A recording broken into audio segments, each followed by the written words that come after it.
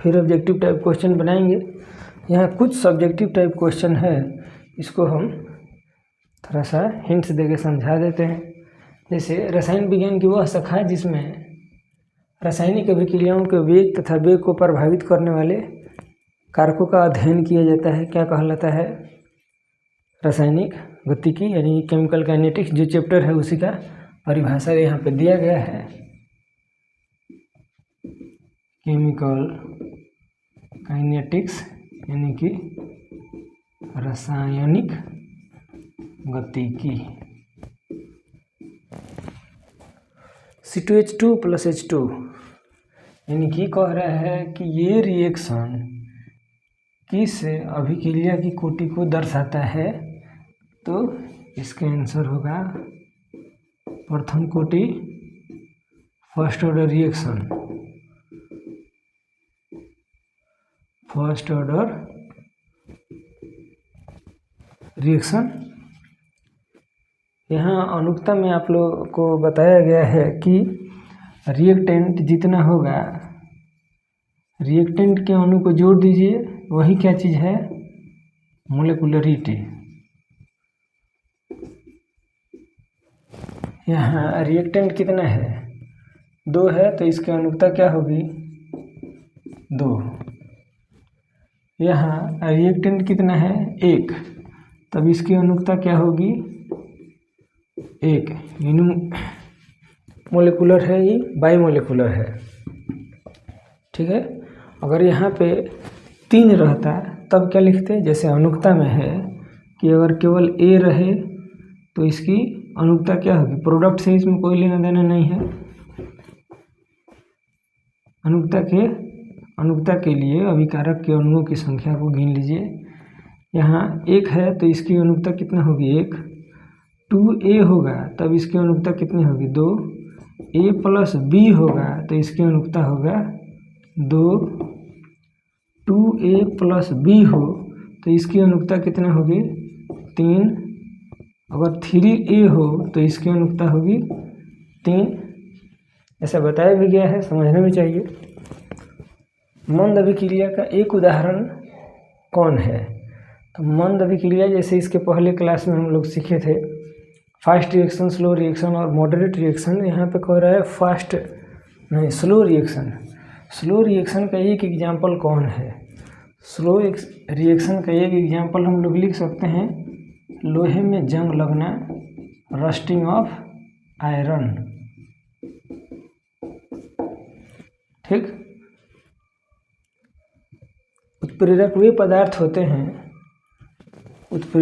पदार्थ होते हैं जो रासायनिक अभिक्रिया की गति के या वेग को, देखिए गति या वेग को बढ़ाते या घटाते हैं। उत्प्रेरक की खासियत ये भी है कि ये वेग को बढ़ाएगा घटाएगा लेकिन खुद अपरिवर्तित रहता है। नेक्स्ट क्वेश्चन की ओर बढ़ते हैं।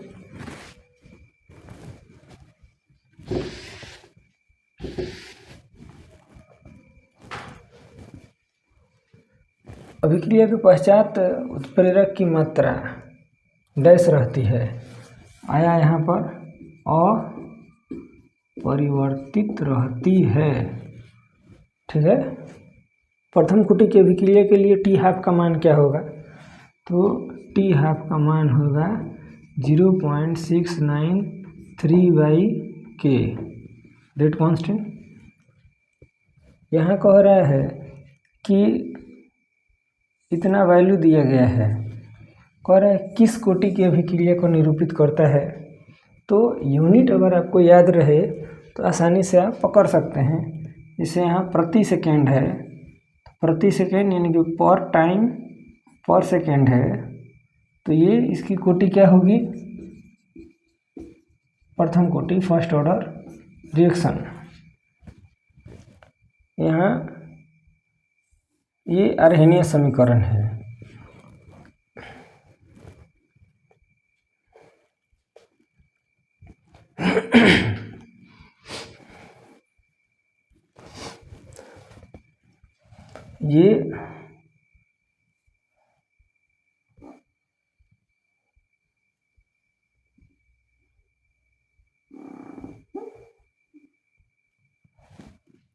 ये प्रथम कोटि हो गया। ये अर्हेनियस समीकरण है। अब इस अर्हेनियस समीकरण में सबका मान तो मालूम होना चाहिए। तो यहाँ पे कह रहा है कि ई ए क्या है, तो ई ए एक्टिवेशन एनर्जी, यानी कि सक्रियण ऊर्जा को प्रदर्शित करता है या निरूपित करता है। ठीक है, बाकी इसमें टी क्या है, टेम्परेचर, आर क्या है, gas constant, Arrhenius factor, exponential constant, activation energy, rate constant. इसमें वेग स्थिरांक की इकाई क्या है, इसको याद रखिएगा, मोल पर लीटर पर सेकेंड। ठीक है, उसके बाद अनुकता क्या है, अनुकता एक डैश मान होता है, तो मोलिकुलरिटी क्या है, थ्योरेटिकल कॉन्सेप्ट होता है। तो हम लोग लिख सकते हैं कि ये सैद्धांतिक मान होता है, जबकि अगर अभिक्रिया की कोटि रहे तो वो प्रायोगिक मान होगा। अनुकता कभी 0 नहीं हो सकता है और अभिक्रिया की कोटि 0 हो सकती है। 13 नंबर, अभिक्रिया की कोटि डैश मान है, यानी कि ये सैद्धांतिक मान है, तो यहाँ हम लोग लिख सकते हैं प्रायोगिक मान। ठीक है, समझ में आ रहा है सब?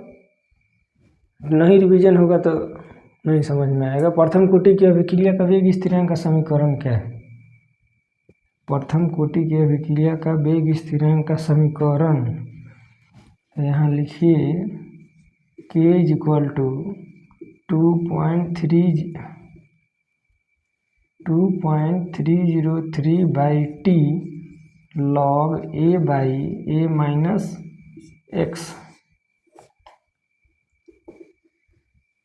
इस फॉर्मूला पे बहुत क्वेश्चन बनता है, इसको रिपीटेशन में रखिए। इसको शून्य कोटि की अभिक्रिया की अर्ध का समीकरण या सूत्र क्या है, शून्य कोटि की अर्ध आयु पूछ रहा है। यहाँ T half is equal to A by 2k, यहाँ पे ए 100% होता है और एक्स कुछ समय के टूटने के बाद का जो बचा रहता है वो भाग होता है। ये यहाँ तक 15 क्वेश्चन क्या है, very short answer type question था, जो ऑब्जेक्टिव में बहुत काम देगा। ऑब्जेक्टिव टाइप क्वेश्चन यहाँ से है, देखिए, अभिक्रिया की कोटि तथा अनुकता में अंतर स्पष्ट करें।